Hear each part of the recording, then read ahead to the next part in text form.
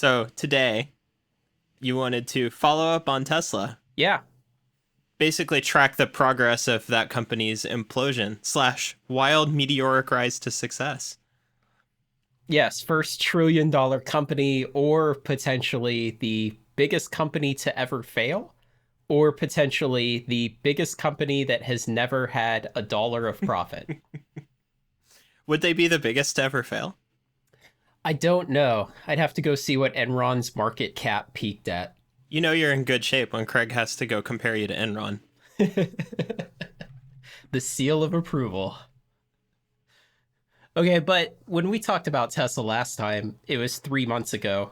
And today, as this is being recorded, is November 12th of 2017. And about a week ago, Tesla released their third quarter of 2017 results. When we previously talked about them, they were about to release their second quarter of 2017 results. Mm-hmm. And it kind of came at a unlucky time for us to have recorded that podcast, because if we had pushed it a week, we would have had their second quarter results.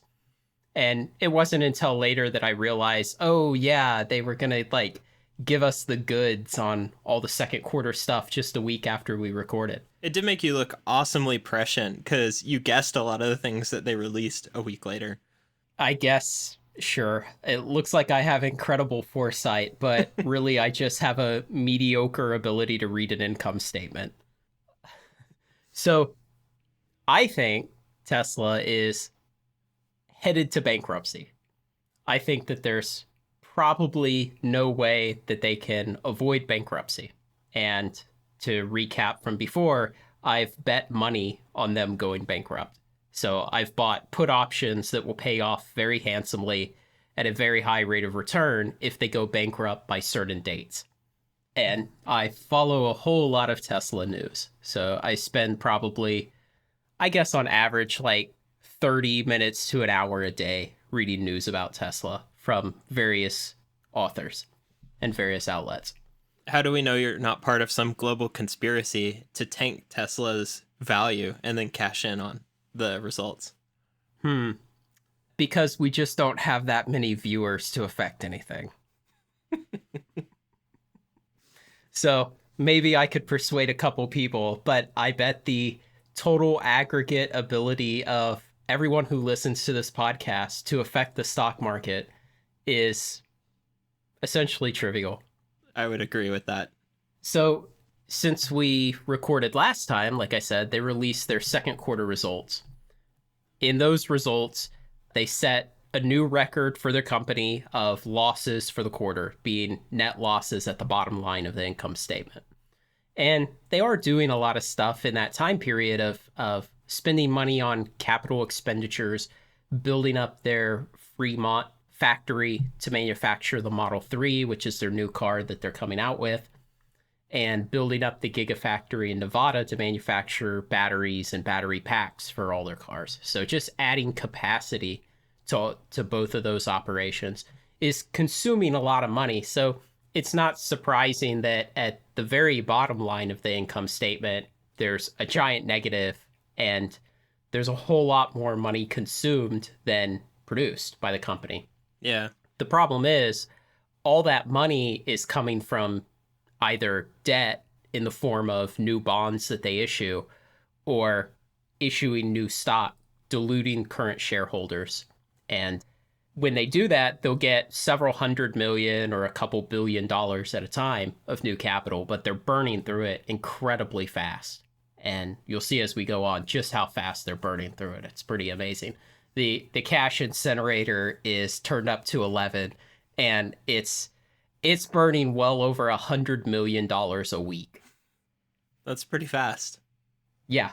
So in the second quarter conference call, so companies have these conference calls, publicly traded companies, and they'll release the results for a quarter, and then they'll release the report that kind of details a lot of these things. And then they have this conference call. Typically, the way this goes is the CEO of the company and the chief financial officer will get on there, and then several other members of the board will come along too, but they rarely speak.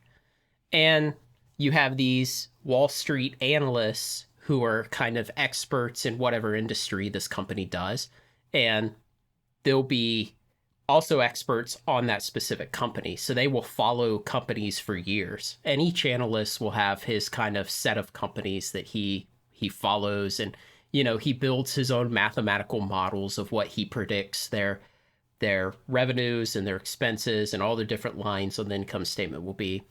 And ultimately a mathematical model that he tries to defend of what he thinks the share price will be in the future. Typically 1 year in the future is what they target.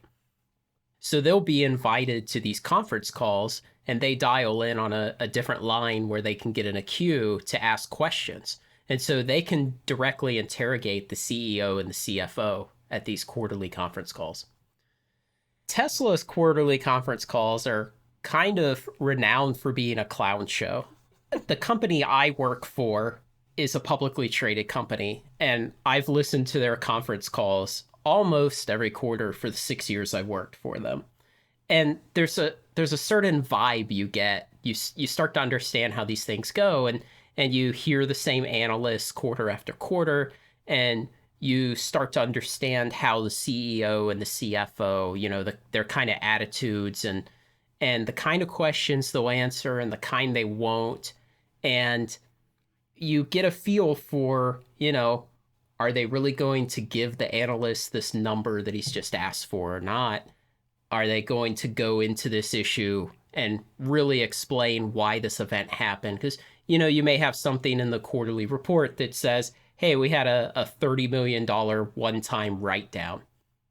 And that may be all it says in the report, but the analyst wants to know why, because part of his job is following this specific company and understanding what's going on so that he can accurately predict the price of the stock in the future and then advise his clients on whether or not they should buy or sell that stock. And so he'll try to skillfully ask the right questions to tease out the information he needs in order to help build the model in light of the fact that the company does not always want to reveal all the information because they have competitors and they don't want to give up too much critical information. Tesla's conference calls, though, they border on silly sometime because Elon will go into these long diatribes about the future and these kind of crazy ideas he has that really don't relate to Tesla. Sometimes the analysts will ask questions about SpaceX, which is totally unrelated, and they'll waste time talking about that. There are times when analysts will actually ask a good, hard question, something that writers in the financial press are writing a lot about and is, maybe a big thing that they want Tesla to come clean about. And Elon will simply refuse to answer. He'll just say, I'm not even going to talk about that. And he'll just go to the next question. I've heard some other conference calls before, and that's a really unusual thing to happen. Yeah. It's always some kind of artful dodge. It's never, I won't tell you. Right. So it's their conference calls are kind of different in that sense. And the analysts who Tesla invites their conference calls, see, these aren't just open to any analyst. Tesla invites them. So they invite ones who write glowing reviews of Tesla and have sky-high price targets for the stock and generally don't do a lot of critical thinking about Tesla and certainly don't challenge Elon Musk. So you end up with this kind of circle of people who don't really want to ask a lot of hard questions. The company doesn't really want to answer them. You don't learn a lot from the conference calls. What you see is just kind of a very childish round and round of these people just chatting and talking about things that aren't really material and don't teach you a lot. But they are entertaining. The most recent one for the third quarter of 2017, it seemed that Elon is not getting much sleep lately, and he had a cold or something and was on a bunch of medicine, and he was a little crazier than normal, and there were a whole lot of uncomfortable pauses as you could just imagine the guys looking around the room like, how are we going to answer that? People are finally challenging us. In the second quarter conference call, though, one of the specific things that was interesting is Elon said they wouldn't need to raise more money. They said, we've got enough cash. We're close enough to launching the Model 3. In fact, at that point, they had officially launched it. They had delivered the first 30 hand-built models to employees, and they called that their launch. And he swore up and down, and his CFO swore up and down that they would not need to raise more money either through bond sales or another dilutive issue of new stock. Just a week later, they announced they were going to issue $1.5 billion of bonds. And immediately this should make you think, hey, there's kind of a trust issue here, because you don't just suddenly, surprise, we're issuing $1.5 billion of bonds. It takes weeks to set this kind of stuff up.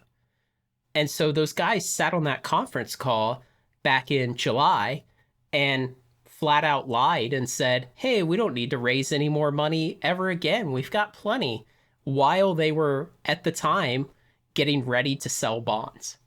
Could they make the argument that they didn't need to raise money and they just wanted this money? They could have tried, but the cash balance that they reported at the end of the second quarter, and with the kind of capital expenditure needs they need to make, and then just the money that they normally lose on every car they sell and their highly inefficient operations, nobody would have believed them. If their argument had been, we're just doing it for fun, we don't need to, or it's just a nice cushion in case. Raising bonds does sound fun. Okay. So they went out and they do this thing. This is what all companies do when they go to do a dilutive share offering or a bond sale. They do something called the roadshow.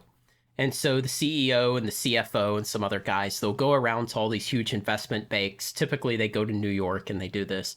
And they go to these huge investment banks that have all this money, and they convince them why it's a good reason the bank should buy these bonds or buy the new dilutive stock issue.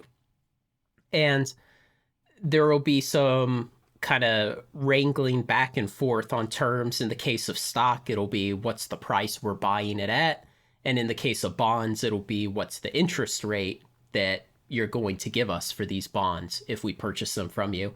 And for either case, they also discuss how much, what's the volume we'll buy? How many millions or hundreds of millions or billions of dollars are you looking to raise from our bank? So they went around, they did the roadshow, and at the end of it, they found that, hey, the banks actually had more appetite for these bonds than Tesla originally thought. And so Tesla had gone out seeking $1.5 billion, and they got $1.8 billion. And they got it at a 5.3% interest rate, which, I don't know, maybe think of, if you have a mortgage, think of what your mortgage interest rate is. It's likely less than 5 if you're a younger listener. If you're an older listener, you may remember days when mortgages went up to like 13 and 14%, and you may think, 5.3, that's nothing. In terms of the bond market, 5.3 is what they call junk bonds. It means it's a company that's speculative. It could go bankrupt. It's not highly creditworthy. And so it's fairly dangerous to buy their bonds. And so the interest that is demanded is higher. Just like anything, if you're a less creditworthy borrower, you pay higher interest. So they got it at 5.3%, which is actually spectacular for a company that's 14 years old, has never generated a profit, and already had $21 billion of debt. To only have to pay 5.3% to add another $1.8 billion of debt onto the pile is really a bargain for Tesla. So these were 8-year notes, meaning that every year for 8 years, Tesla will pay 5.3% interest to the bondholders. And then at the end of 8 years, they have to pay off the principal of the bond, the $1.8 billion. So 5.3% of 1.8 billion is $95 million a year in interest that gets added to all the other interest payments Tesla already pays, all the other expenses it has. Is that fixed and doesn't compound? It is fixed and it does not compound. Oh, correct. Interesting. Yeah. So if it's 95 million a year and it's an 8-year note, you're going to pay about 800 million in interest, and then at the end you have to pay that 1.8 billion back. So they're going to pay about 2.6 billion dollars total in order to have the 1.8 billion for those 8 years. Theoretically have it for 8 years. In reality, they've already spent all of it as of November. So they got this 1.8 billion. You know, the banks pony up the money, Tesla issues the bonds. They get 1.8 billion dollars. And so immediately they spend 300 million of it, 1/6, just right off the top. They spend it to pay off some of SolarCity's debt. So you remember from last time, I explained how Tesla buying SolarCity, it was just a bailout of Elon and the Reeve brothers' SolarCity shares and their solar bonds that they held. There was absolutely no reason beneficial for Tesla shareholders, besides Elon and the Reeve brothers, to buy SolarCity. SolarCity was on the verge of bankruptcy. Its stock had dropped by 75%. It was about to fail. They could have simply bought it out of bankruptcy and erased the debt. But if they had done that, Elon's shares would have been worth zero. The Reeve brothers' shares in SolarCity would have been worth zero. And the solar bonds that Elon and the Reeve brothers held, and that SpaceX also held at the time, would have all been worth zero. So instead, they used Tesla to bail out SolarCity. And there were a lot of arguments that, SolarCity will be accretive to cash flow and profit. That hasn't happened. It'll never happen. And just as an added point of why the SolarCity buyout was so bad for Tesla shareholders, here we go. Immediately, they raised $1.8 billion from this bond sale, and 1/6 of it has to disappear right off the top to pay off some of the SolarCity debt. There's still a whole lot more SolarCity debt that's going to have to be paid off. But, there goes $300 million, which is critical for Tesla. That's almost 3 weeks of keeping the lights on for that company. So it's a lot of lights. You think you wouldn't need lights? You're incinerating cash. It should be pretty bright. But the remaining 1.5 billion that they got, that's about enough for 4 months. And right now we're about 4 months after that bond issue and it's all gone. So another thing we learned in that first week after we recorded the original podcast about Tesla, 12% of all of the Model 3 reservations had been canceled. So this happened before they revealed the price of the car, which is telling. People still didn't know how much it would cost. They still believed that it's going to be a $35,000 car. And 12% had canceled the reservations. So the reservations were a $1,000 refundable deposit.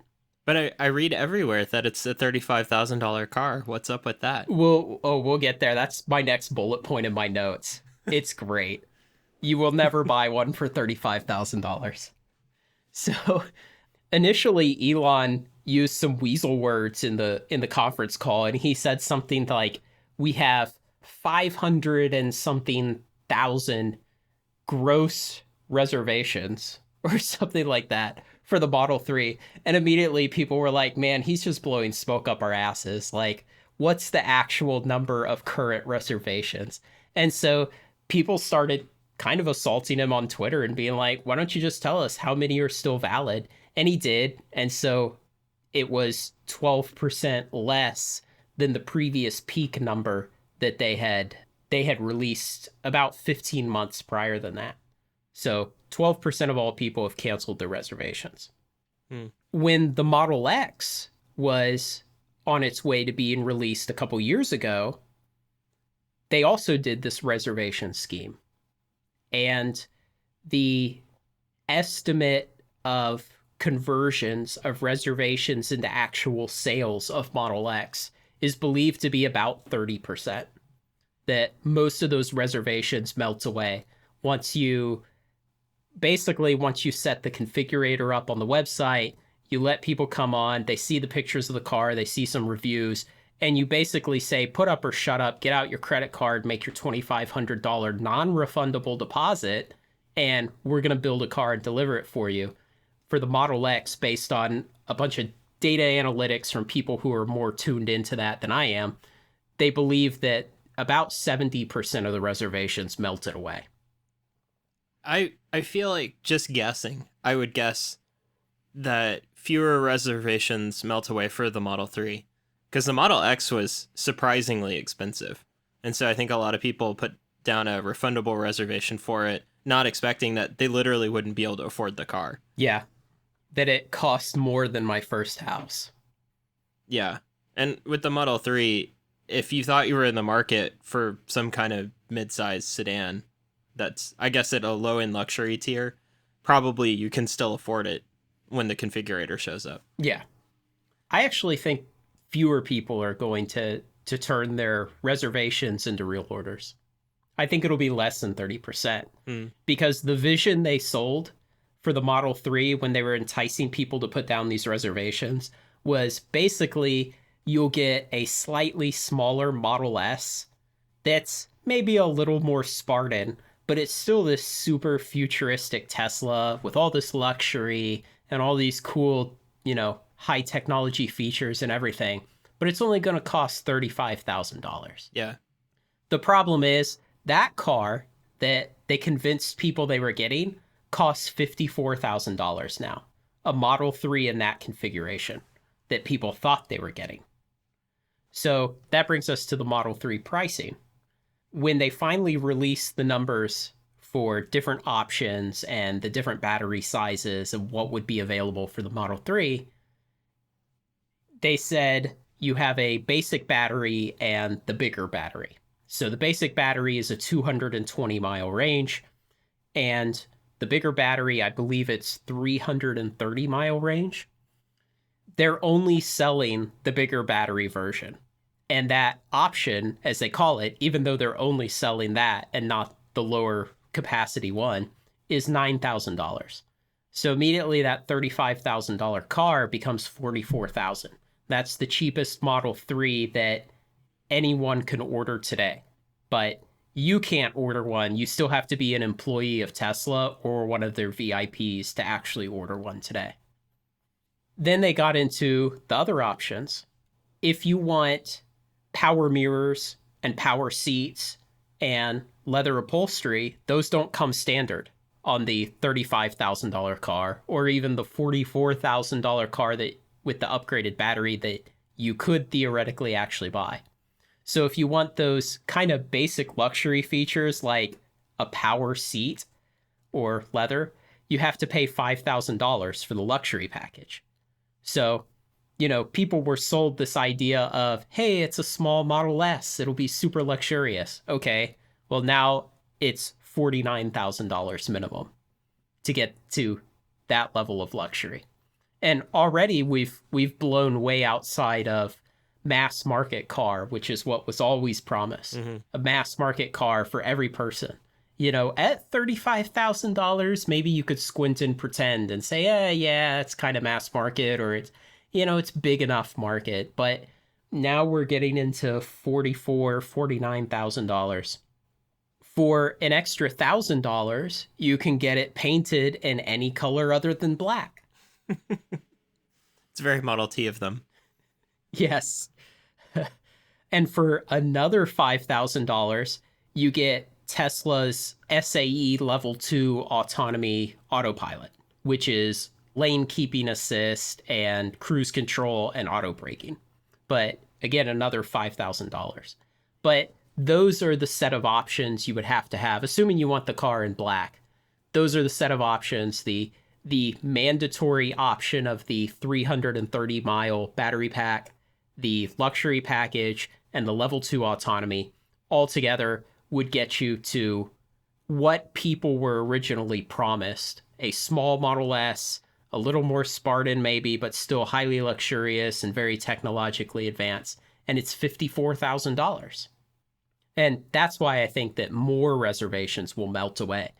People who don't follow Tesla every day, when people can actually get online, click around a configurator and see, crap, this car is 50% more expensive than I thought it was going to be. Yeah. I think you can get a fully spec'd out Honda Accord for like 38,000, and it'll have essentially all of these features except that it burns gasoline, I guess. Yeah. So I don't know how competitive it's going to be. I guess if you just really want that Tesla badge. I definitely think they'll sell a lot of cars just based on that. There are a lot of people who think Tesla's going to save the planet and it'll be $1 trillion company and it's a lifestyle purchase and things like that. But they could buy a Prius or a Leaf or whatever, a Volt or a Bolt. There's a lot of other options. Yeah. But to a lot of people, none of those have the cool factor of a Tesla. That's true. So additionally, during this time period, second quarter and third quarter of 2017, Tesla was offering financing on new cars. So they had just borrowed all this money at 5.3% interest. So they decided, let's loan it out to our customers at 0.99% interest. So they were trying desperately to move cars. And again, something you'll see that's a theme of Tesla financials and Tesla strategy is they're not interested at all with free cash flow, with net profit at the bottom line. What they're interested with is revenue. Just getting money in the door, regardless of how much money it cost to make that sale. Obviously, if you were operating a company selling $20 bills for $15, you could get a lot of revenue. But at the bottom line, you're going to have huge losses. Could you remind everyone what free cash flow is? Free cash flow is what you have left over after you've sold a product and before you've taken into account things like capital expenditure, which is like building a factory would be a capital expenditure, or R&D, or several other expenses. So it's what's left over after all the costs of making and selling your product. So in the case of Tesla, the costs, they sell a car, let's say they sell a car for $100,000. Let's say they had something like, I don't know, $80,000 of costs of materials in building that car. But then they also had some labor, they had a sales force, they had a delivery expense to deliver the car to you, and they have various other items that are associated with the actual sale. After that, what's left is free cash flow. And this kind of explanation varies industry to industry because some industry, certain items are reasonable to put at those levels of the income statement. Some industries, they're not, and there's huge variation. But within any particular industry, there's always kind of an accepted way to order an income statement, and there's an accepted list of which items go above or below free cash flow on the income statement. So Tesla does not produce free cash flow. So they spend more money building and selling every car than the car sells for. So they have no free cash flow. So there is no money left over to then pay for capital expenditures like building a new factory or to pay for R&D or all these other things that you would do to grow a business. So the money for those activities comes from bond sales and dilutive stock offerings. And then some of the money from the bond sales and stock offerings even has to go to pay for the rest of the losses of just selling cars. So there's this particular form that large investment companies like, big investment banks and mutual funds and things like that have to file with the Security Exchange Commission. And they have to file this form within 45 days of the end of a quarter. And what the form details is the holdings of that institution. And this gives us kind of an interesting window once a quarter. into what's the total ownership of Tesla by these big banks, which you can kind of consider maybe that these are the smart money people, right? They're dialed in, they're paid to do this for a living. If they're selling Tesla, maybe something's wrong, or maybe they're buying Tesla shares. And so within 45 days of the end of the quarter, all these things get published by the SEC, and people will go and aggregate the numbers for, every company on the stock market and see how has the institutional ownership changed. During the second quarter of 2017, the institutional ownership of Tesla went down. So it decreased even while there's, supposedly all this good stuff going on leading up to the Model 3. At the beginning of the second quarter, these institutional investors own 66% of the company, and at the end of the quarter, they own 56% of the company. So 10% of all shares of the stock they got rid of. And I guess 10% of 66% is like 15%. So they dumped 15% of their total holdings. Mm-hmm. So it's kind of a bad sign. It's like these are supposed to be the smart guys, even though, they'll do really stupid stuff and lead to, a housing meltdown every 10 or 20 years, something like that. But generally, we consider, hey, these guys at least do this full time for a living. Maybe they know things we don't know. And they were net sellers of Tesla during the second quarter. Now, those numbers for the third quarter won't be released for about another 3 days after the recording of this podcast. So right now, we don't know how much, if they were net buyers or net sellers of Tesla shares during the third quarter. It will be interesting. I suspect they were huge net sellers because the stock price ran up to a new all-time high of about $385 a share. And, if you have a department of researchers, you have analysts on staff who follow these companies, ultimately they can see which way the wind is blowing. And I think there's going to have been huge net sales by the institutional investors during the third quarter. Also during the second quarter, another interesting thing to come out of the financial statements is that the overall deposits for Tesla products decreased, meaning customers who had put up money to have something built went down. And that was really weird because at the same time, we're supposed to be thinking, hey, Model 3 is getting all this hype.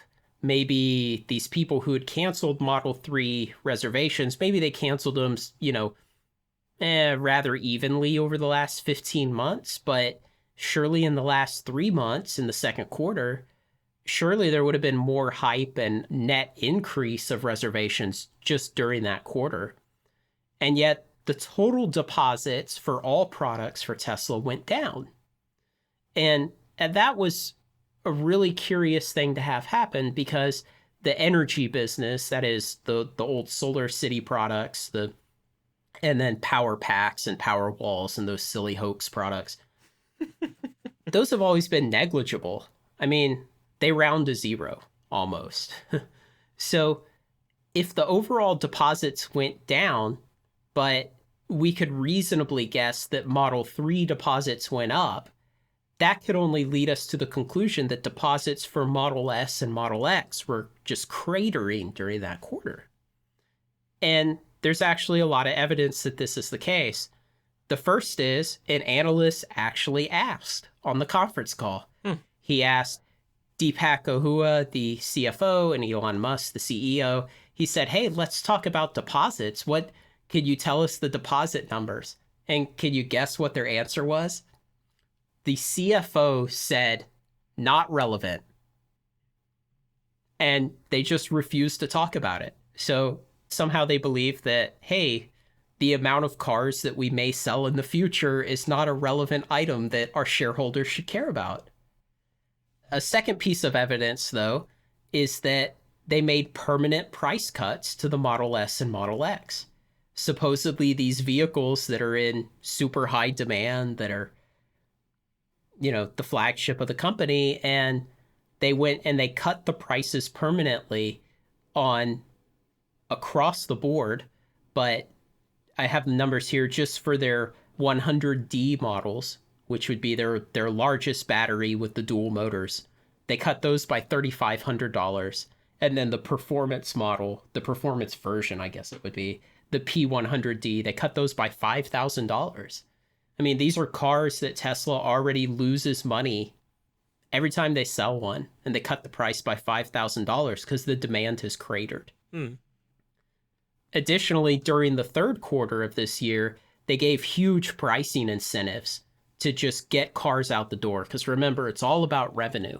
It's about the number of cars sold and the revenue we collect. It's never about free cash flow or making a profit.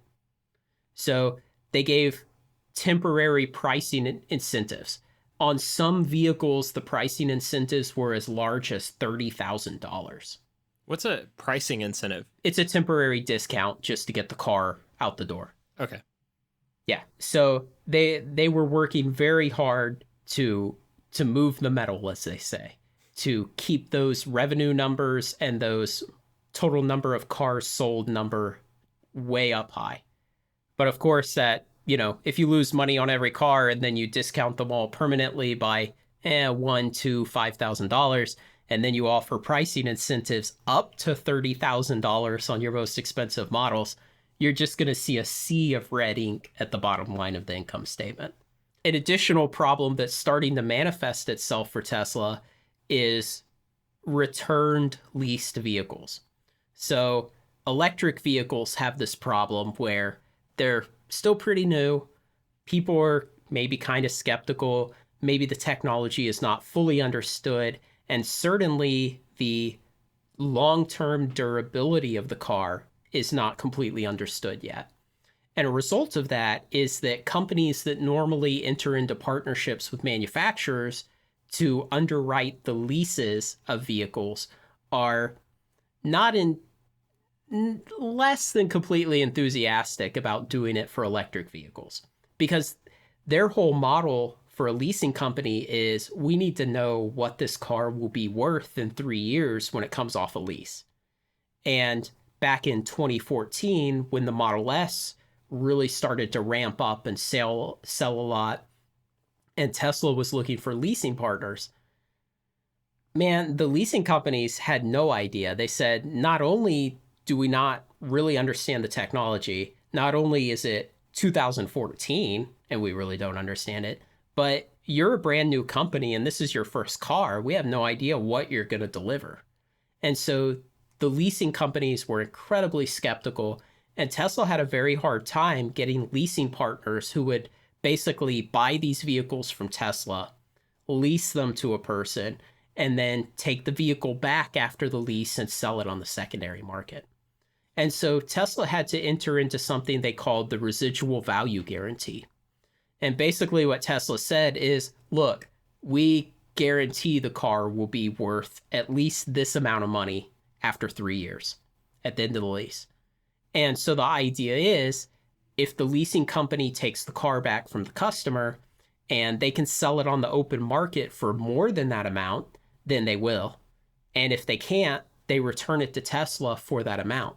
Now, the obvious downside is, if they return it to Tesla, it means the car is worth less than Tesla has guaranteed. So if Tesla then gets that car back and then goes to sell it on the open market, basically Tesla just bought the car for the residual value guarantee amount, and now they're only able to sell it for some amount less than that, which is what's happened. A flood of these cars are starting to come back to Tesla. Is that coincident with them opening up the certified pre-owned program? I think the CPO program has been around for a while, but it's becoming a bigger thing because now they have all of these leases coming back. So it's becoming a bigger problem for their business. And so every one of these leases they get back is a car that they just paid over market value for, that they then have to sell. So they've lost money on every one of these cars the first time they sold it. Now they have to buy it back and lose money on it again. Well, that is kind of their area of expertise. They're great at it. This is complicated by the fact that we've just kind of hit this beginning, in the last 6 months, we've hit the beginning of this period that is 3 years after these leases began. And so if you rewind 3 years to 2014, they were ramping up production. They were learning a lot about how to run the assembly line, all that. And so the number of cars that they were building was increasing a lot every quarter. And so this flood of lease cars that are coming off lease, that are coming back to Tesla under the residual value guarantee program, and that then have to be sold for a loss again, is going to increase over these next several quarters now. And so it's going to be a bigger and bigger problem where Tesla is having to pay money it really can't afford to pay to take these cars back and then try to sell them at a loss again. Through a lot of very ingenious forensic accounting, some people have figured out that Tesla has started to give increasingly optimistic trade-in valuations when they take a used car as a trade-in. So you have a used Tesla, you want to buy a new Tesla, so you go to the Tesla dealership and you start talking numbers with them. So they'll give you this very optimistic valuation, a very high value for your used Tesla. They do this so that you don't negotiate down the price of the new car. Because remember, it's all about the revenue number. It's all about reporting a huge revenue number. So if they'll give you a very high amount for your used car, and then you just turn around and pay more for the new car, their total revenue looks really good. Later, they have these used cars on their books that they've paid these huge amounts for, and they just write down the losses down to their actual real values. And so the revenue value at the top line of the income statement looks awesome. It's this huge number. And then way over in this one-time events category, they say, hey, we just wrote down some losses over here, some book value losses on used cars that we own. And that stays off of the revenue line. And so they've been doing this more and more over the last 4 quarters. They've been using this increasingly to move losses away from the revenue line and into the one-time write-downs. And so it's completely accounting alchemy to just, move things around so that that revenue number keeps looking great while we're losing money on all of these, but we want to keep the revenue number jacked up as high as possible. So then we're at the Model 3. Originally, Elon Musk said, hey, in the second half of 2017, we are going to build 100,000 to 200,000 Model 3s. When did he say that? He said that in 2016. So that was his original guidance, 100,000 to 200,000 Model 3s.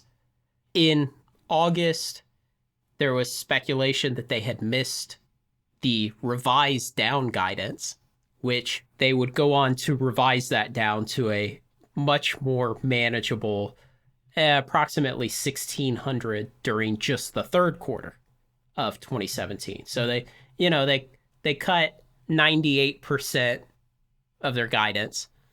And then it actually turned out they built 260 out of the 1,600 that they had guided for.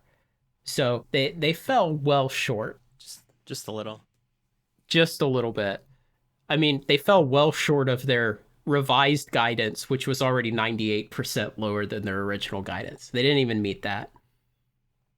So there's all kinds of speculation and investigation and some actual really good investigative journalism going on, trying to figure out what the problems are within the Fremont factory. Some people who dug into things about their sub-suppliers, and one who went so far as to stalk them all on LinkedIn and then find their PhotoBucket accounts and find a bunch of photos they had taken from inside their sub-supplier factory working on Tesla projects, and then tried to interview some of them and found a lot of issues, things where basically Tesla has skipped the entire beta testing phase of the Model 3. They've skipped all the industry standard steps of setting up an automobile production line. They basically just said, bring the final product. We don't need any intermediate steps. Just bring the final product first, and we'll then start manufacturing the car.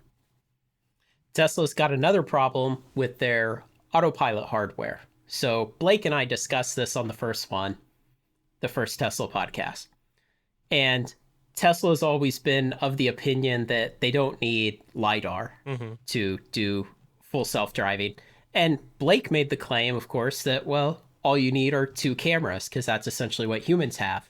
And I guess you could go one step further and say, maybe all you need is 1 camera that just moves around a bunch. I could drive the car with my eye patch on. Yar. Yeah.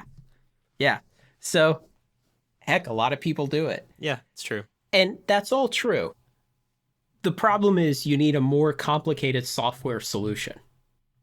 The fewer instruments you have, the more you have to make up for it with better software. So for about the last 18 months, Tesla has claimed that every car that it's selling has all the hardware necessary for full self-driving. And, we talked previously about how, I think that's kind of a ridiculous claim. And the odds of them wanting to say, hey, we don't need LiDAR, but we'll go through the extra exercise of developing the more complicated software to support full self-driving on cars without LiDAR, I'm skeptical they'll do that. So starting back about a year ago when they said, hey, all the cars have all the hardware for full self-driving, all roads, all condition, no human in the car, true level 5 SAE full self-driving. They called that at the time Hardware 2.0. That was their internal name in the company for it. In early August of this year, it was learned that now they were shipping cars with something that they internally called Hardware 2.5. And they claimed that all they did was add some additional computing and wiring redundancy for improved reliability. So, of course, you can expect in this day, someone immediately does a teardown of a recently built car and gets in and examines what's actually in there.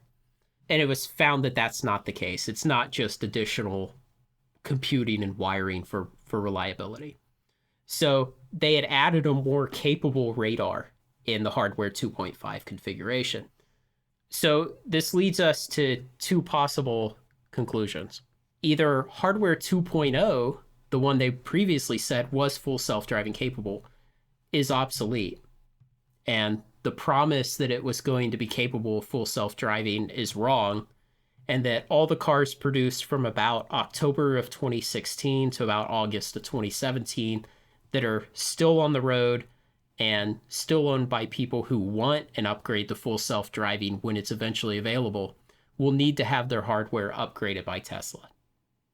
And so if that's what we're to believe, then Tesla has a whole bunch of liabilities coming one day for the parts and the labor to upgrade those cars. The second thing we might believe is that Hardware 2.0 will be kept in those cars, but actually getting full self-driving will come much later for those cars because it's going to be a more difficult solution. It has less capable hardware and less capable sensors. So you'll have these people who bought the cars, some of who already paid for full self-driving option, even though it's not available. And they'll have to wait even longer if Tesla decides not to upgrade the hardware to whatever is the best one at that time. Either way, I think you'll have a lot of unhappy customers. Yeah. They're either going to need a hardware upgrade, they'll have to take their car in for service, essentially, or they'll need to wait a lot longer while new Tesla customers have full self-driving. My guess would be that Tesla will offer them both options.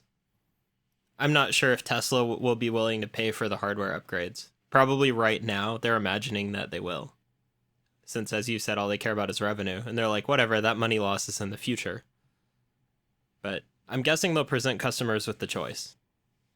Another argument I can make around the self-driving stuff is just imagine, could I drive the car from the back seat if I, with the windows spray painted black, if all I had was the sensor data? I think that's an easy way of thinking about, is there enough sensor data here to be able to drive the car? Yeah. I think the answer is yes. If all I could look at was a TV screen or two TV screens or several TV screens with cameras fixed to the vehicle, how safe could I be? I think you could be level 5. I could definitely be level 5 at some amount of safety. Mm-hmm. It's interesting that they lied about what they were doing, though. Mm-hmm. It's okay that they lie, because for the most part, the financial press does not call them out on it. And that's kind of a critical thing that started to change. Since they missed the Model 3 production number when they released it at the end of October, the financial press, and what let's call it the mainstream financial press, they're kind of like the useless financial press. They're not like the good financial writers who do like forensic accounting and deep dives into the SEC forms and things like that, but just the useless ones who exist just to get page views and ad clicks and crap. Those people have actually started questioning Tesla. They've actually started writing some negative articles about the company, actually reporting that, the company is in these dire financial straits. And that's only begun in earnest since the end of October, when they so fabulously missed their Model 3 production number. And it feels kind of weird because, I've been following Tesla for 2 years now or something, year and a half or something. And the whole time you just kind of scratch your head and you're like, if you're even as bad as I am at understanding income statements, like, Tesla looks like a terrible company, and the conference calls are a circus, and the CEO just has these like wild ideas all the time that would never pan out. And then of course they get forgotten, and so he's never held to account for them. And yet you see that the financial press is just like, oh man, Tesla, it's going to be $1 trillion company. And so to see this change where they're actually showing some skepticism, and they're actually doubting things that Elon says, and they're actually like talking about the precarious position that the company's in, it's almost hopeful. It's like, wow, they're being honest about it, and like, maybe I'm right that the company is like, on the edge of failure because these idiots are actually seeing it. I don't know. Maybe I'm way off. Maybe I'm way too optimistic. We'll see. Blake, do you remember the solar roof? Yeah. The solar panel roof tiles that look like normal shingles or terracotta tiles or whatever, but they're actually solar panels. They were ready to go on sale in summer of 2016. In fact, they were a finished product, according to Tesla. I know someone who reserved them at work. Oh, man. Yeah. Did you explain why they were so inefficient? He did not want to believe me. Oh. Well, there's good news. The solar roof has been installed on one of Elon's mansions in Bel Air. He owns 5 mansions in Bel Air. At least one of them got a solar roof. And the number 2 guy at the company, I think his name is JB Stoible or something, I forget. He got one too. So there have been at least 2 installations of solar roofs. Now, you still can't find out how well do they perform. Are they UL certified? What do they cost? How long will they last? Are they hooked up to anything? Yeah. Are they actually generating power? Can we see the plots? Can we see some data? You still can't have any of that stuff. But supposedly they've been installed on those 2 guys' houses for testing purposes. What do you do with 5 houses? I don't know. I think he's just trying to diversify his money because he owns a quarter of Tesla, but it's in Tesla stock, right? So, and that's the vast majority of his wealth. I think he's just trying to diversify into something else. Because obviously if Tesla were to go bankrupt, he would lose a great portion of his wealth. Because it makes sense to have 5 houses in different places, but not all in the same area. Yeah. So there's still no order website. You can reserve, but you can't order. There's been no independent reviews. They were supposed to go on sale in July of this year. Like, you could actually put money down and schedule your installation, like real sale, not reservation. That didn't happen. Tesla never wanted to talk about why not. Panasonic is doing the research and the development of the product in Japan. A small scale assembly has been done in Fremont, but they're planning to move it to their Riverbend facility in Buffalo, New York, which is still not making anything. Like 4 years after they opened the place, they're still not producing anything at that facility. So Tesla doesn't make or assemble the product at all. Panasonic does it, and then Tesla buys it from Panasonic. Does Solar City install it, or does Tesla? In theory. I don't know.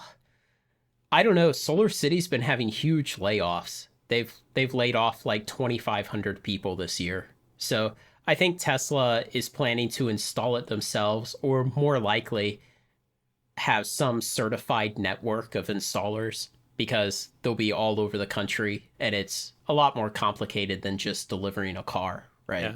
So, and by all evidence, Tesla is shutting down Solar City. I mean, they bailed out Elon and the Reeve brothers, so there's no reason for Solar City to exist. It was a chronic money loser, and it was bankrupt, or virtually bankrupt, 18 months ago.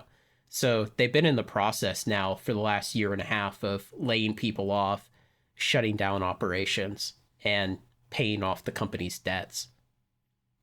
But the solar roof is still as much of a hoax product as it has ever been. Again, this is a product that has been tried before. This is not some great imaginative thing of Elon Musk. This is a product that's been tried by huge companies, by small companies in different parts of the world at different points in time. It's failed every time. Companies abandon this product or they go bankrupt. It's a dead-end product. There's technical problems with the idea. It's not like Tesla is just suddenly going to solve all the problems and turn this into a viable product. It's a hoax product that they needed a good set of sound bites, some good press.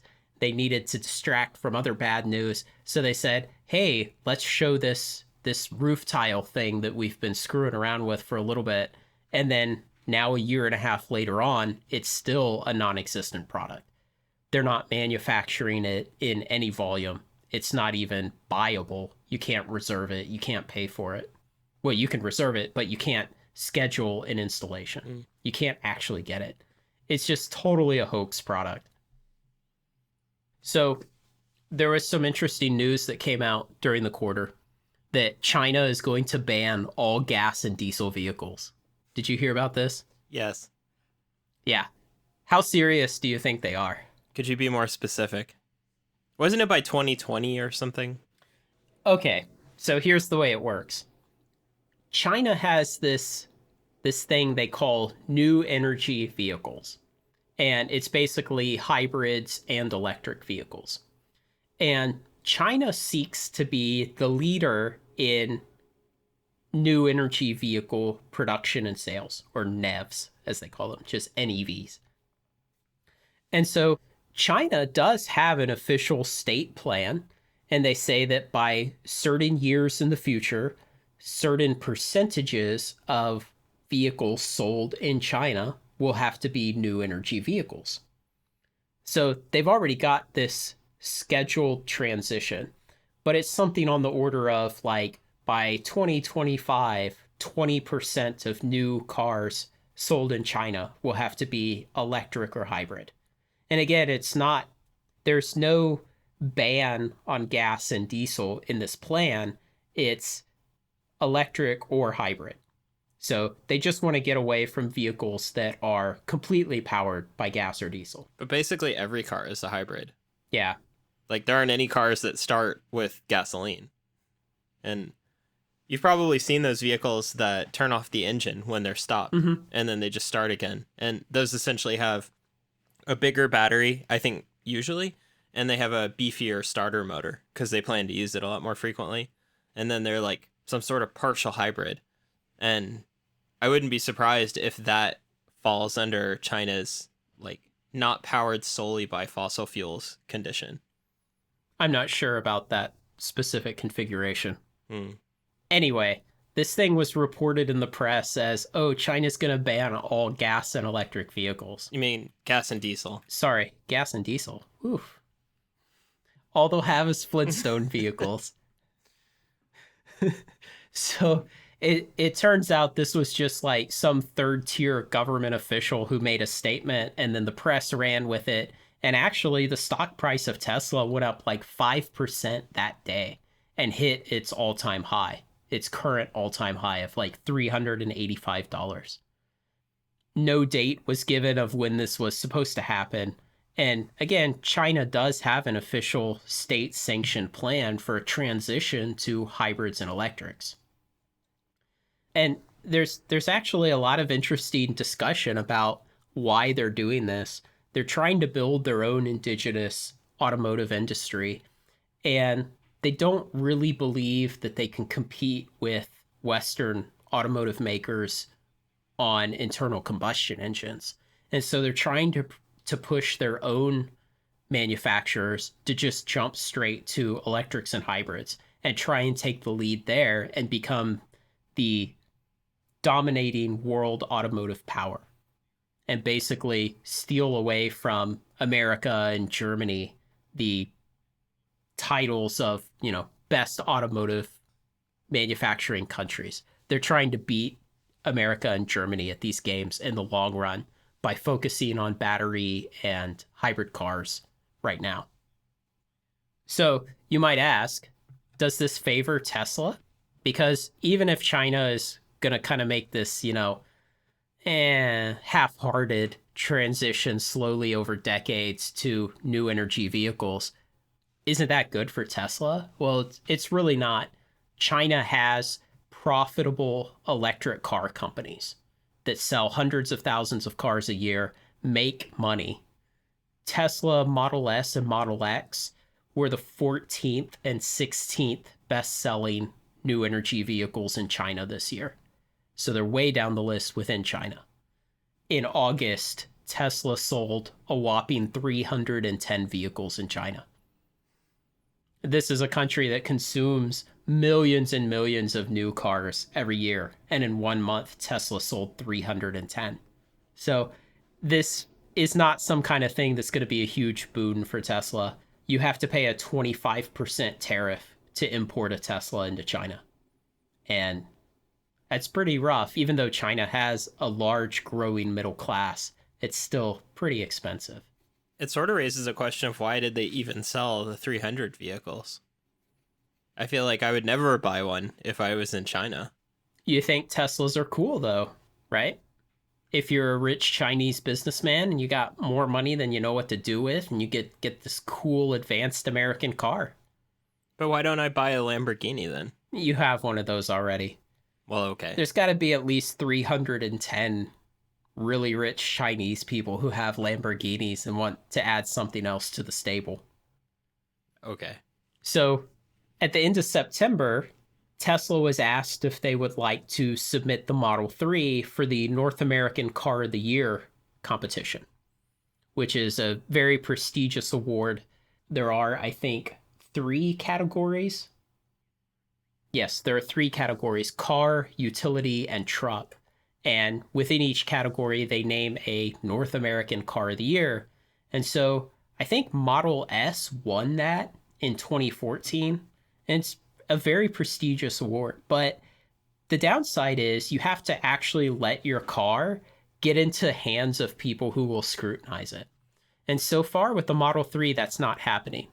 Again, the deliveries so far have been to Tesla employees, VIPs, which means people who have owned multiple Teslas in the past. And all these people have been forced to sign NDAs.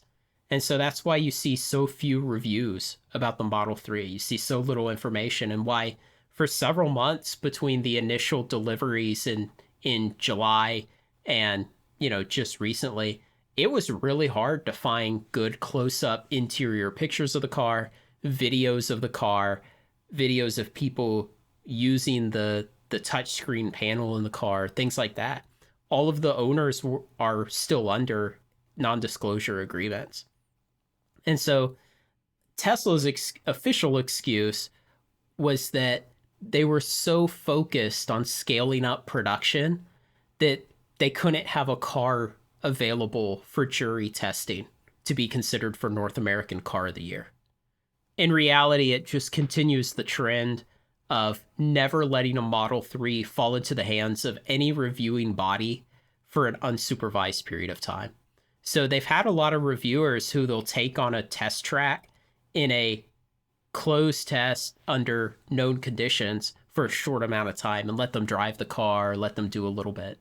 But they still won't let Car and Driver or Road and Track or Motor Week or these kind of publications have a car. And those groups also can't just go out and buy a car either to get a hold of one to review it. So there still are no thorough reviews of the car from highly regarded independent publications.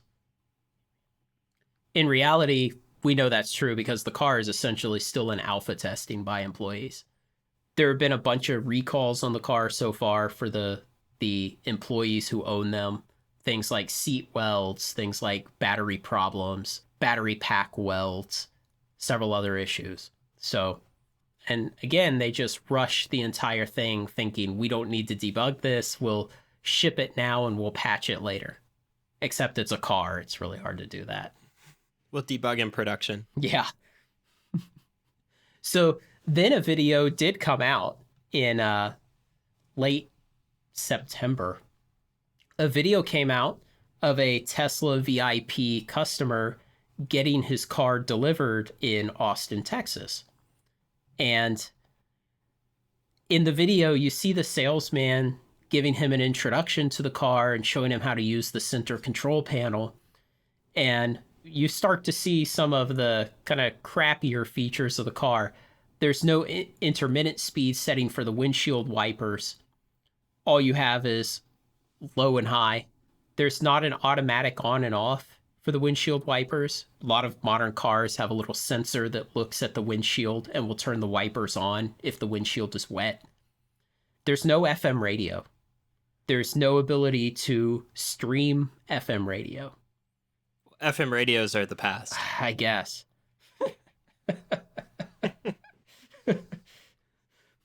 You know, I could kind of believe that for some percentage of the population, but I wonder what it is. I listen to mine every time I'm in the car, but I'm sure there are some non-trivial percentage of people who just stream to the radio in their car constantly and don't use the FM at all.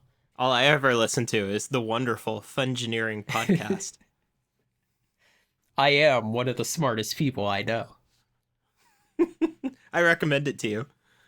But the problem is if you buy a Model 3, you have no choice. There's no FM radio. In the video, the Bluetooth connection for hooking your phone up wasn't working. The salesman remarks that there's a 12-volt issue they're trying to fix. He doesn't go into more detail, but some kind of 12-volt issue with the car that they're trying to fix, which is a little unnerving because automobile electrical systems are 12-volt systems. So it's potentially something with the basic electrical system of the car. But overall, you get the impression from watching the video that the car is simply not done. It's a work in progress, but there they are, handing it over to a paying VIP customer. And you can see from the walk around of the car that the guy who filmed this did.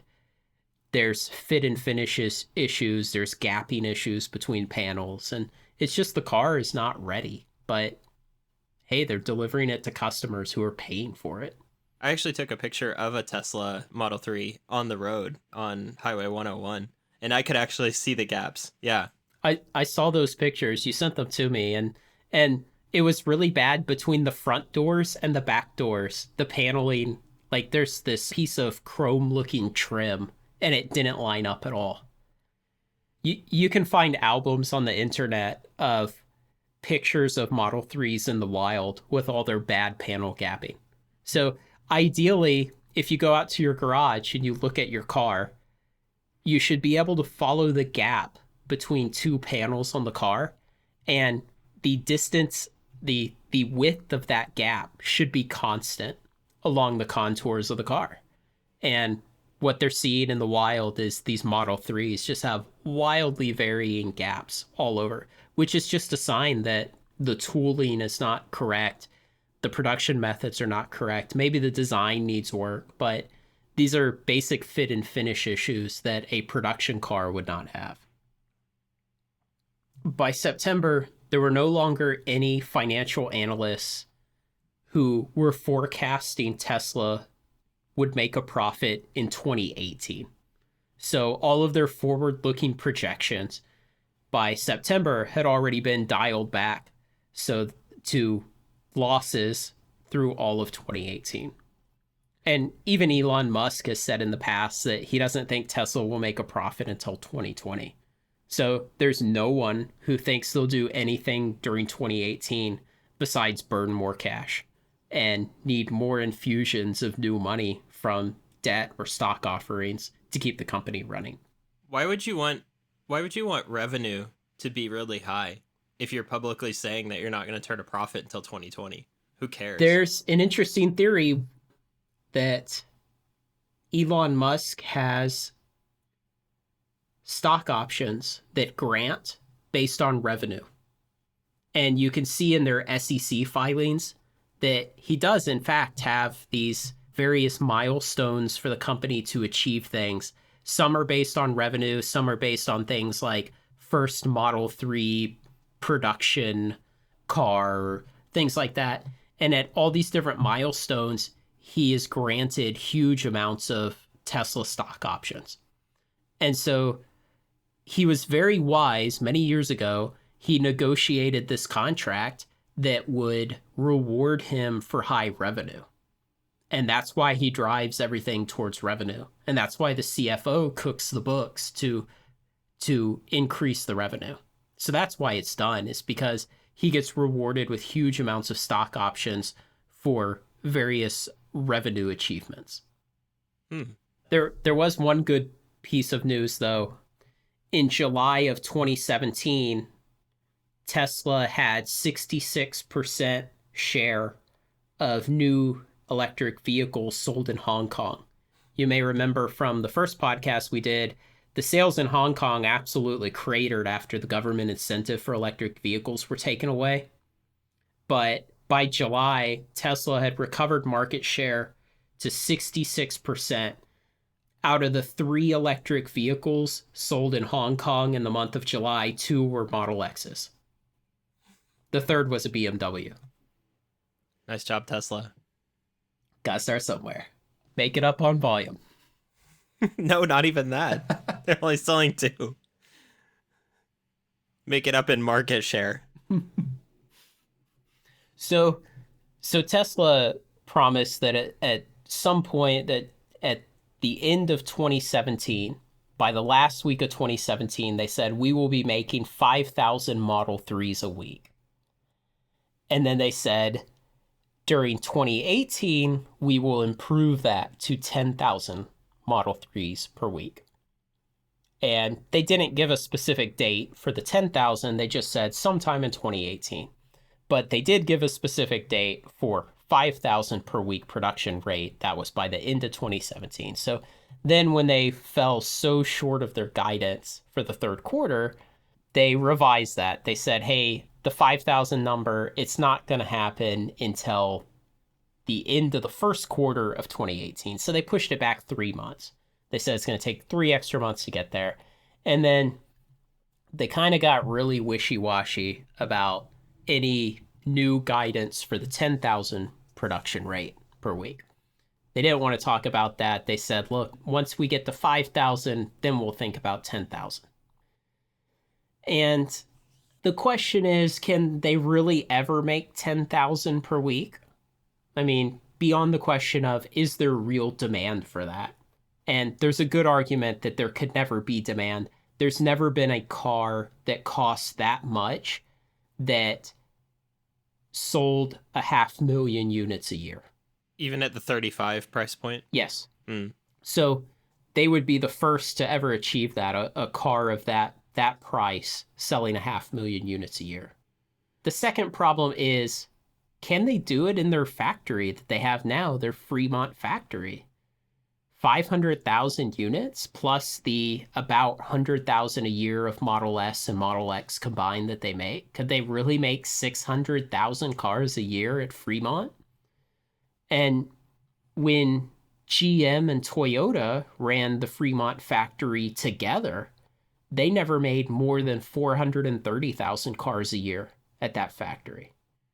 And Tesla claims 600,000 is possible, despite the fact that Tesla's been wildly inefficient with the way it runs that factory. The number of cars it can bring off the line, the fact that they've never been able to advance their Model S and X combined production to the 2,500 units a week that they've been promising for years.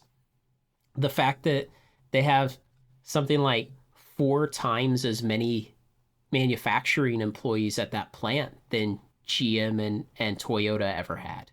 And yet they're only producing 1/4 as many cars. And so there's a lot of really legitimate skepticism of how could they ever build 500,000 Model 3s per year, 10,000 per week, without another factory.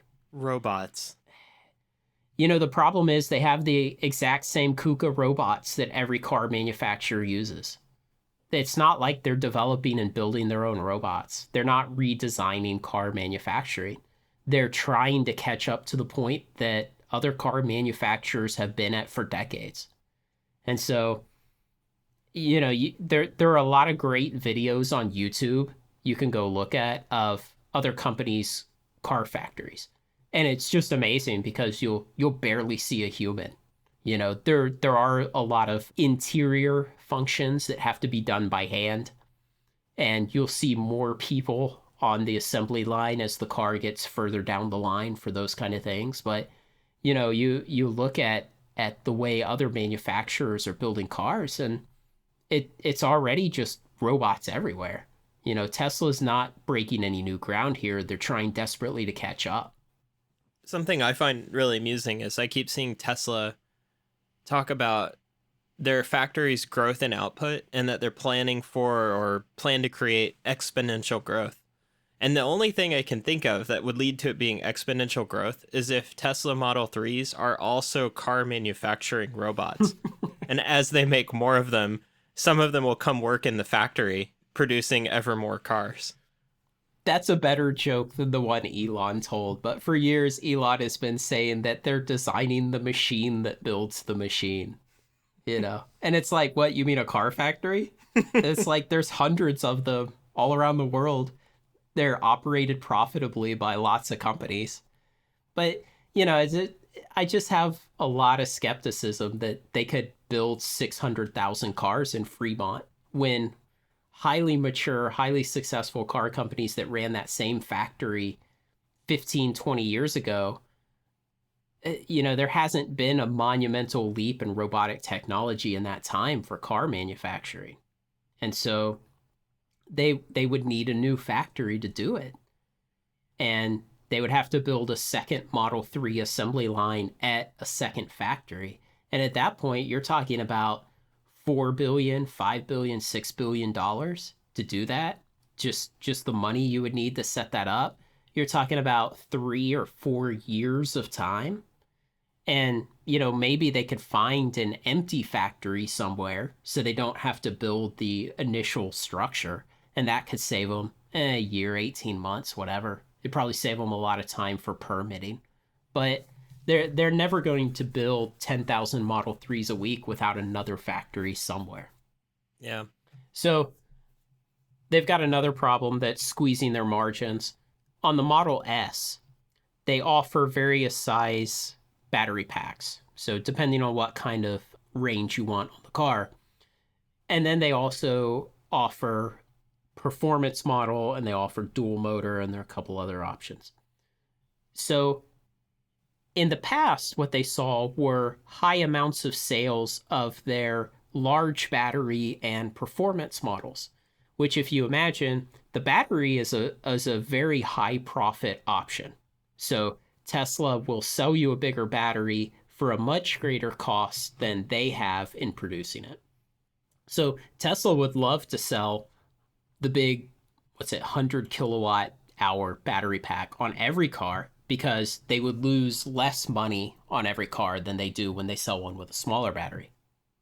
What they've seen, though, is the number of cars with the large batteries and the performance options that they sell reduced as a percentage of their total Model S sales. And I saw a great chart of this someone had put together, and they take VIN number data and some other data that's publicly available, and you can tell apparently what size battery pack because it's a specific model type that's betrayed in the VIN number.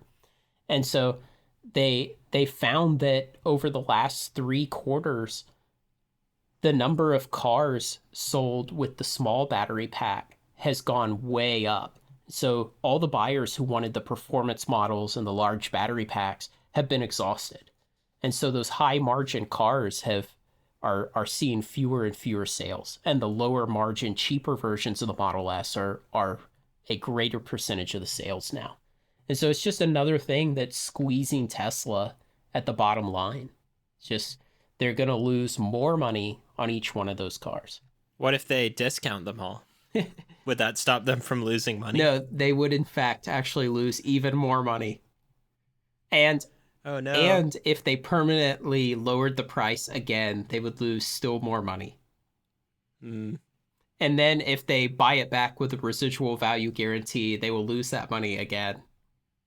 But if they sell more of them, would that help? No, in fact, that would exacerbate the problem because they would have the opportunity to lose that money more often. I don't see a winning strategy here. It's a real problem. They haven't shown an ability to make money or to even break even on the Model S and the Model X.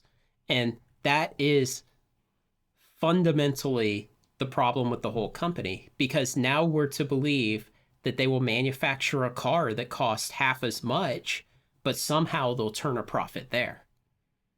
A car with less margin. As you get into cheaper cars, there's a lot more competition. Companies get a lot leaner and they work a lot harder because they can sell a lot more of these. Obviously, there's a lot more people who can buy a $20,000 car than there are people who can buy a $120,000 car. And so companies get a lot more aggressive on their margins, and the profit margins are just smaller for cheaper cars. So somehow we're supposed to believe that Tesla, that loses money on every 6-figure luxury car it makes, will suddenly learn how to make money on $30,000 or $40,000 or $50,000 cars. It's ludicrous. It's not going to happen.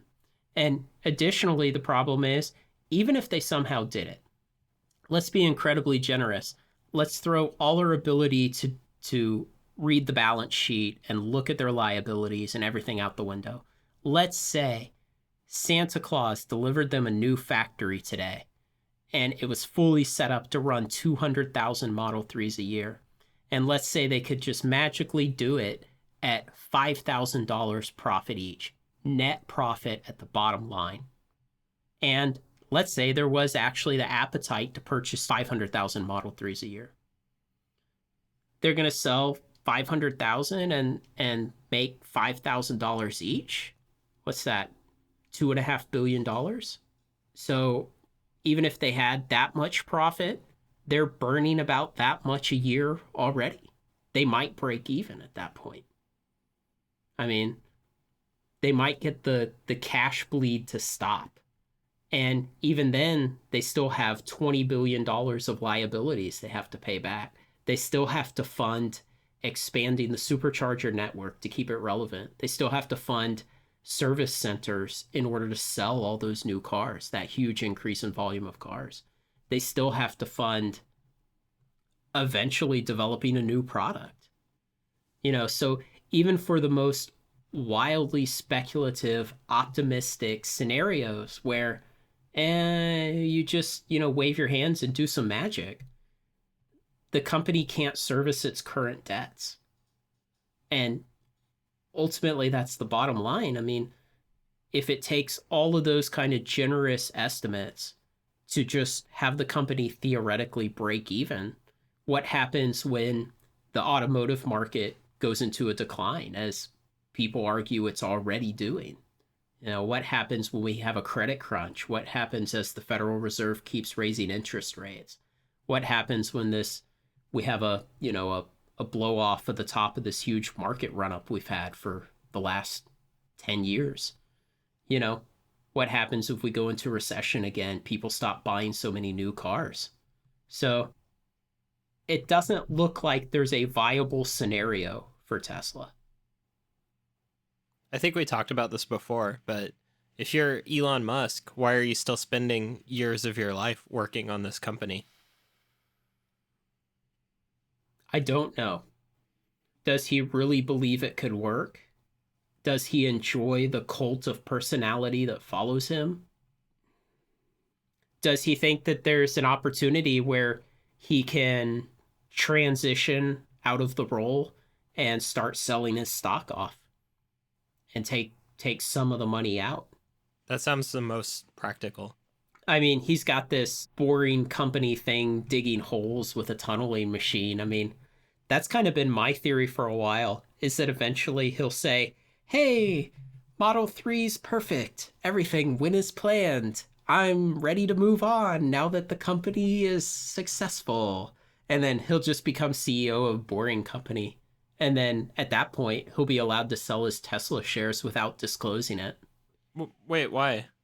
Oh, because he'll step down as CEO of Tesla? Yeah, he's no okay. longer an insider at that point. And so, hey, I bet he could sell 10 or 20 or 30,000 shares a day without the market noticing. And I guess he recognizes that the stock value would tank, but it would still be a lot of money. Yeah, that's another interesting argument. If Elon steps down as CEO, does the stock price go up or down? Down? I don't know. Well, you think it's significantly overvalued right now, right? Mm-hmm. Would you buy any? You're literally betting it's way too high right now. So, like, what are possible causes of that? Why would the market be overvaluing this stock? And I feel like Elon Musk is something that is different between this company and other companies. I think it's him that is part of the contribution to overvaluing it. So if he steps down, absolutely that bubble will pop. They are the biggest EV car maker in America. So they are different in that way too. And so some people might say that has a ton of value. And if we could just get Elon out of the way, then magic. So I think we could make arguments that it could go up or down. Also, a bunch more executives left the company. So there are people who are recognizing, hey, maybe I shouldn't hang around here. People who don't want to waste years of their lives doing this. They actually lost their head of battery development again just a few weeks ago. Maybe they just want to sell their shares. Or share them without disclosing. Yes. So when did the new put options become available? They become available tomorrow. Monday, November 13th is when they go on sale. Put options that expire January of 2020. Are you going to be buying some? Probably not initially. Tesla still has this semi-truck reveal to do, which again is another like dumb hoax product that'll never work. But it'll be a big thing in the news for a couple days. It'll probably drive the stock price back up $20 or $30 or something. And the value of those put options would go inverse to the stock price. So I may wait till then. They're supposed to do the reveal, I don't know, like a week or two from now, something like that. So another great piece of investigative journalism, somebody found in a Taiwanese newspaper that a automotive car supplier company there, parts supplier, had said that Tesla had asked them to reduce the number of parts that they're building and delivering for the Model 3 from 5,000 a week to 3,000 per week. So this was at the end of October. So the kind of standard way that these part supplier contracts work in the automotive industry is you tell them, hey, I might want up to this many parts or, capacity for this much, but just give me this many right now. And so you'll have a 2-month notification if you want the number changed.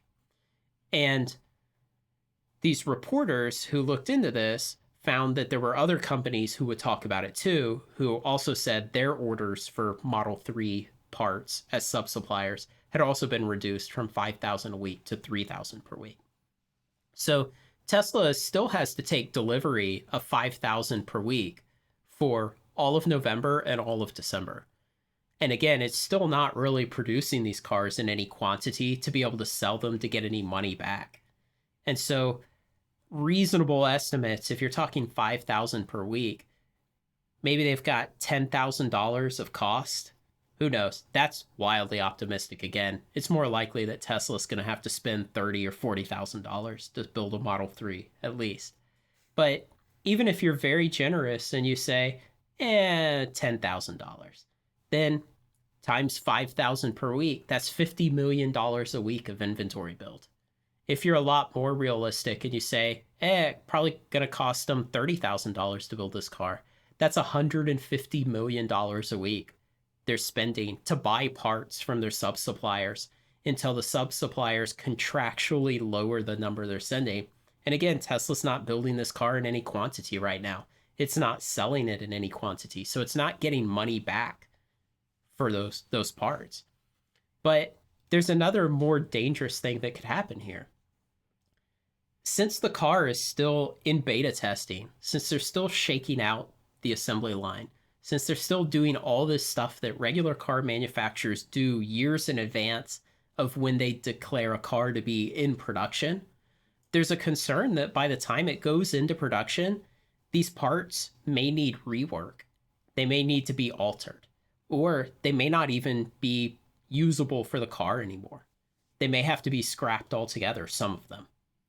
And so Tesla's taking a huge risk by buying all these parts up front before the design of the car is even finalized. They had a similar problem with this with the Model X. They were not able to ramp up production as quickly as they wanted to, and so they just had all these parts building up at their Fremont factory. They ended up storing a bunch of them outside, and a bunch of them got rusted and turned into this huge headache of warranty claims for years. But as of the end of the third quarter, though, like I said before, they've burned through all that money they raised from the bonds. They burned through all the money from the share offering they did back in March. They're going to have to raise more money soon, probably within about the next 4 months. They have certain restrictions on their revolving line of credit, which is essentially like a credit card is to you or me, but it's just a credit card with a limit of like $1 billion. The revolving line of credit requires certain cash liquidity tests be met, things like that. So they're going to have to raise more money, otherwise they'll hit those default conditions. So we're looking at more bonds, maybe. The interest rate will surely be worse this time than it was last time because the company's financial state has melted down for another quarter. Maybe a dilutive share offering. I don't know. The investment banks that underwrite these have to be convinced that the stock price has room to go up afterwards so they can sell the shares in profit. And if they're not convinced of that, they won't underwrite a dilutive share offering. And on top of that, Solar City has another $900 million of debt coming due in the next 2 years. So was Tesla going to raise $2-3 billion? They're going to have to send nearly $1 billion of it to Solar City immediately. So just on top of the normal cash burn, the normal loss on every car, all the capex that they need to even get the Model 3 actually in production, they still have all those bills coming due from Solar City. It's the gift that keeps on giving. Oh, I have a note in here about self-driving. Mm-hmm. In California, the California DMV requires you to get a special permit or some kind of registration you have to do if your company is working on self-driving cars and they drive on roads in California. Mm-hmm. And part of the reporting standards are that once a year, you have to report for the previous year how many miles you drove, how many times the car disengaged from self-driving, and some other stats. And so it gives us this interesting ratio, which is miles driven per disengagement. And so that's basically a measurement, not of accidents that the car gets into. It's just the self-driving system saying, hey, I don't understand what to do here, so put the human back in charge. Yeah, but that's an easily manipulated stat.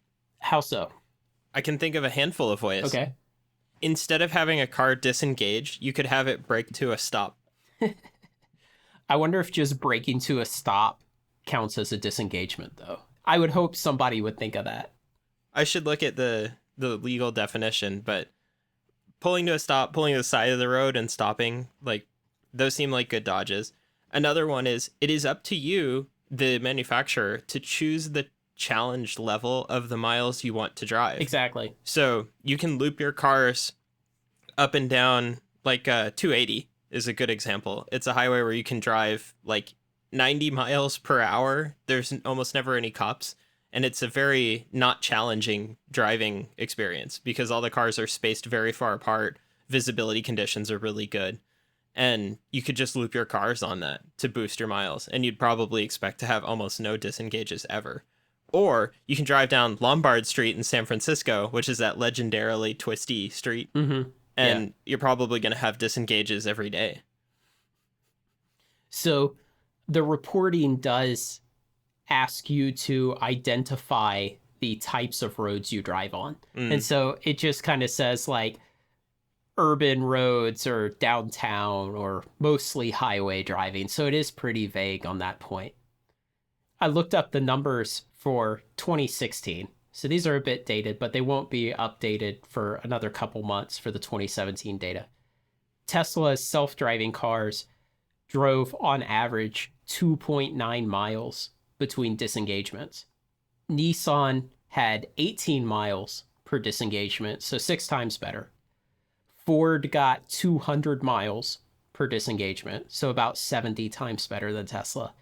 And Google/Waymo had 5,100 miles between disengagements. So what's that? Roughly 1,700 times better. And yet we still hear claims that Tesla is leading in autonomous technology and that they're going to be the first ones to get there. But essentially, Google is performing 1,700 times better at the end of 2016. And Google has a ton more money to pour into this and can probably attract better talent too. Yes, unquestionably. If you're going to learn how to create a self-driving car, there's a bunch of courses that you can take that are taught by Google engineers about how to do it. They definitely have all of the best talent. So one thing Blake asked me a couple months ago was, how could I be wrong about this? What could happen that would save Tesla, that would keep them from bankruptcy, that would essentially make my bet that they are going bankrupt cause me to just lose all the money that I bet? Mm-hmm. So they could see essentially a liquidity crunch where, hey, they finally realize we're running out of money. And there's kind of some evidence that they're doing that right now. Like they've reduced the number of parts they're going to buy. They've laid off some people, not that many. Maybe they could finally say, whoa, we got to turn down the incinerator a little bit and stop shoveling cash in as fast as possible. So let's imagine that they did that. They could stop absolutely all unnecessary capital expenditures. So stop screwing around with solar tiles, with power walls, power packs, all that stationary storage junk. Stop pretending that you're going to go into these other industries that have proven to be either highly commoditized and cutthroat or just absolutely unprofitable. Quit all that stuff. Lay off huge amounts of employees. Anybody you can cut, absolutely decimate management. Cancel the hoax products. Just focus on the 3 cars, nothing else. Probably reduce the number of options that are offered even more than they have previously. They've cut down battery options on the Model S to try to differentiate it from the Model 3. So they've gotten rid of, in the last 3 months, the smallest battery pack version Model S, just to try to create a gap in their lineup. Do all those things, and probably bring in some real experts from outside automotive industry. I mean, outside of Tesla, but within the automotive industry. And there may be a chance, very small, that they could generate a profit after servicing their debt. If they really got lean like that, if they really tried, maybe they could. But they would essentially have no growth going forward. Mm-hmm. They'd have much reduced capex. They wouldn't be designing the Model Y. And they would be horribly vulnerable to all those outside disruptions, interest rates rising, the market tanking, going into recession, the natural ebbing of the automotive cycle, everything like that. They could still be crushed in that scenario. But maybe they could try really hard. They could get profitable. And if they got lucky in addition and avoided those outside things, they might make it. A second way I could be wrong. The market may just have the appetite to keep giving them money for years to come. There may be enough true believers who say Elon is saving the planet, Tesla's going to be the first trillion-dollar company, they will have a 90% market share of the entire world automotive market, which is something some people do actually claim.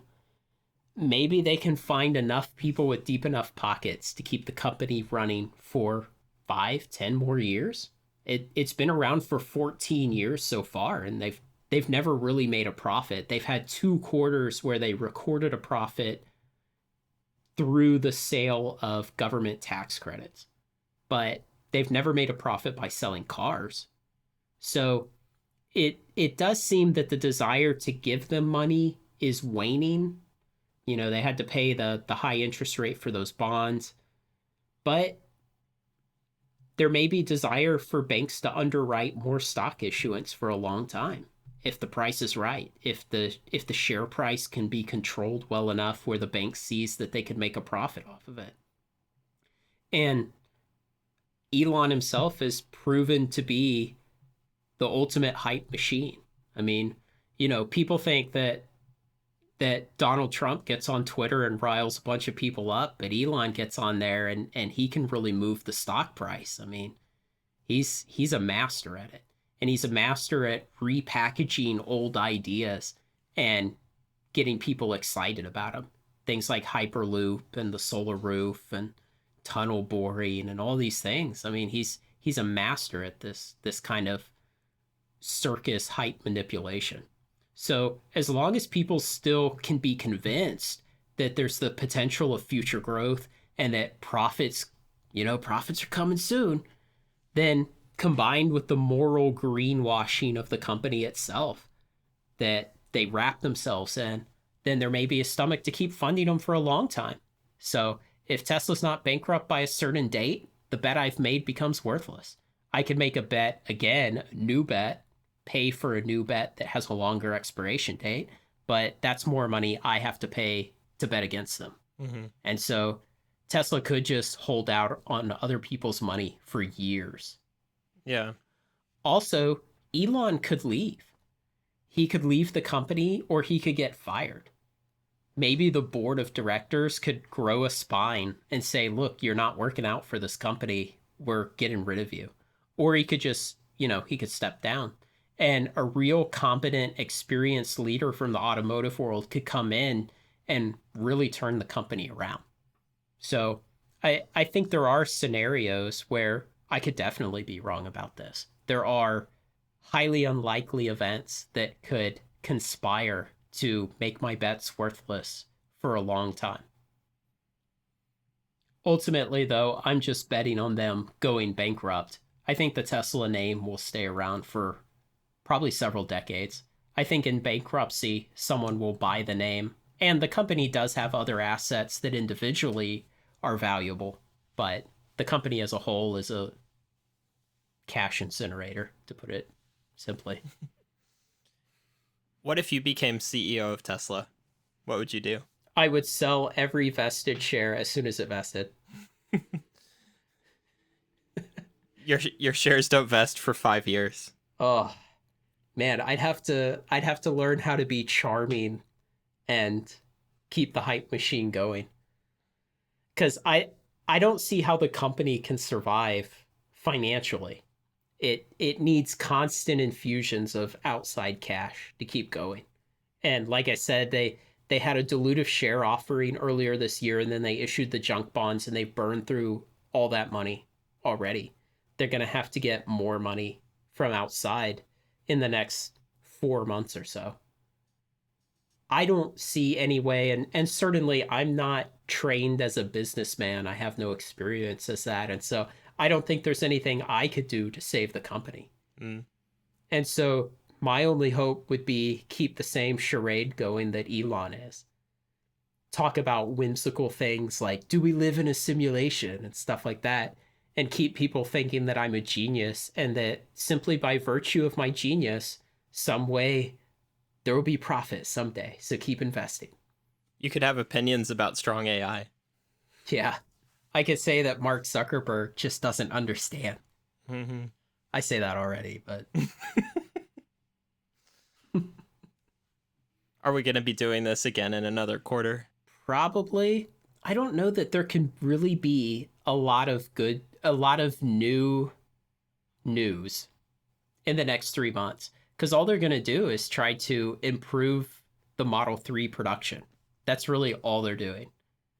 Where in this previous 3 months, what they were doing was trying to start the production, introduce the car. Like, I don't have a lot of faith that there's going to be a bunch of new interesting stuff going on at the company. It's all about the Model 3, because if the Model 3 cannot be made in large volume, cannot be sold, and cannot make a profit, then Tesla is going to die. I think there could still be news. I think there could still be stuff. It'll be like, oh, look, they missed their targets by even more. And they announced another misdirecty product. And well, it's the Semi. The Semi is the new hoax product. Mm-hmm. It'll have a 200-mile range, which is super important for long-haul trucking. And it takes 6 hours to recharge. What if they announce a new electrified road product? Like a solar roadway? No, like the road has coils in it, and it like recharges your car when you drive over it. Oh, God. Like inductance charging. And the trucks will one day run on that, and we estimate they'll have 1,200 miles of range. They could announce there'll be a new $30,000 trim level for the Model 3, which you also can't buy, and they have no plans to manufacture yet. No, wait, 29,000. That sounds better. So, they used to offer a 60 kilowatt hour battery on the Model S. Yeah, I think that's the most popular model. Yeah, it was very popular because it was cheap. Mm-hmm. Cheap in giant quotes. Sure. You essentially got the luxury interior of the car, but you got the cheapest battery. And so it was the most economical way to get a Model S.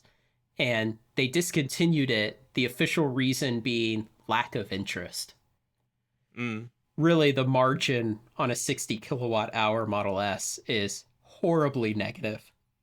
Because again, that battery is probably the biggest margin option. They want you to buy the hugest battery because they make the most profit off that battery. So I think that's what will eventually happen to the $35,000 Model 3. They will allow it to be ordered. They will build some for a quarter or so, or maybe just until they exhaust all the reservations that actually convert into real purchases. And then they'll say, there's a lack of interest in the $35,000 car, and they'll discontinue it. That could work. Blake, how much faith do you have that Tesla can make it? Do you think they can? I keep thinking about your different ways in which you could be wrong. Although, I think one or two of the three have them making it, and one of them just makes your bets not pay off, but they still fail later. Correct. Yeah, because if they keep getting cash infusions, we would estimate that would still fail in the long term, but you'll just lose. If they change ownership or management or whatever, they could succeed. And then what was the third one? They really buckle down on cost cutting, cut the head count, get rid of the useless CapEx. The changing management which then results in changing strategy, seems more likely to me than the current management changes strategy. I agree. What are the odds of that? And really, I don't care if 10 years from now people can buy a car with a Tesla badge. All I care about is that they go through bankruptcy so that my put options pay off really well. Yeah. That's what I'm interested in.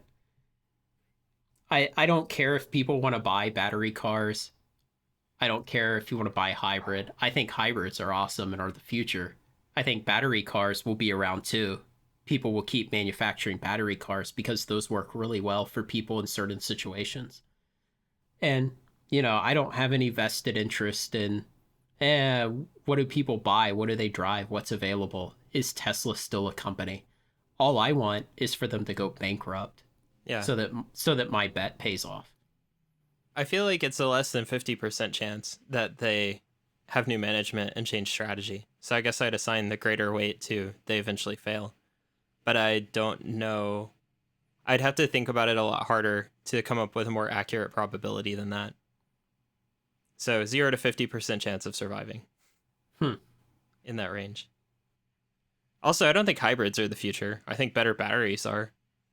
Eventually, it'll get to the point where instead of having an engine and a transmission that can change between two modes of power, it'd be better to just have more batteries. And it'll be like a strict win. And then it'll just be battery cars. Maybe so. And there's always talk about crap like solid state batteries and supercapacitors and all these other things that are like, oh, it's only 5 years away every year. Yeah.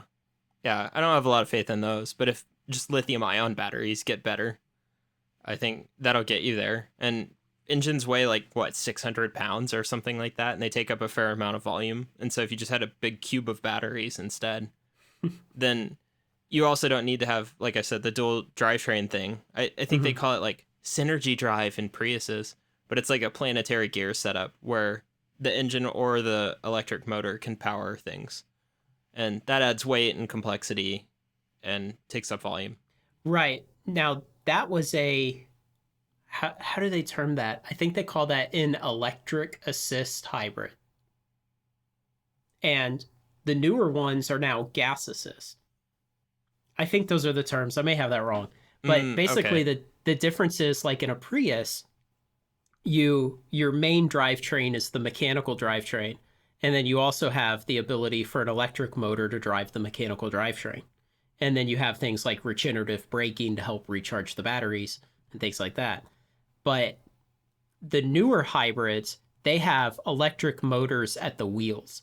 So they don't have a mechanical drivetrain. What they have is a fossil fuel powered electric generator. That reduces complexity. And so they only have one drivetrain. Yeah. And so the idea is you have batteries, and let's say it has, 30 or 50 or 80 miles of range on the batteries, like the Chevy Volt. The Volt is the hybrid one. It has some low range on the battery. And once you get near to exhausting that range, then the gas-powered generator turns on and it produces electricity. And that's the drivetrain I'm excited for. Or, maybe it's a fuel cell that produces the electricity or whatever. I don't care. But I feel like that's what's most useful to the most people, because most people drive short distances, under 100 miles. And they could do that on battery power. Yeah. And then for the rare occasions they drive more than that, it turns on a generator. Yeah. It lets you take advantage of both refueling styles. Right. And at that point, you're suddenly like, man, my car just got so loud. Yeah. But I would love to have that. I'd love to be able to buy like a giant Ford Excursion that has like 30 miles of battery range and then can turn on a generator. Why do you want a giant Ford Excursion? Because I'll eventually just need a bigger and bigger cars for my family. Like you saw Karen's car, and like it's going to be good enough when the second kid gets here, but she drives a Ford Edge, which is like a medium-sized crossover SUV. And so, we can easily put 2 kids in the back seat, and then there's a tiny rear cargo area. But if we have a third kid, it's not going to be sufficient. Yeah. You can just drive a giant van. Yeah. You get a lot of luxury for your money with minivans. As much as people want to complain and say they're dumb and like generally hate on minivans, but you do get quite a bit of luxury for your money. The minivan market is pretty competitive because they know a lot of families want to buy them. Yeah. I always kind of look at them and I'm like, what a boring car. But I've never gotten in a minivan and regretted being in it. It's always very nice. Yeah, and you can actually access the third row. Yeah, and they have like almost all of them now have a power sliding door, and that's really nice. And Yeah.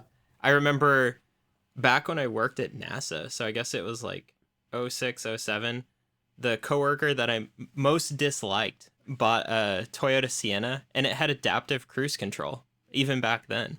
So you could set a follow distance and it would just follow. Wow.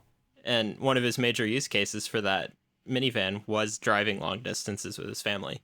And I was just like, gosh, that's so much better than my 2000 Honda Accord, which I still own.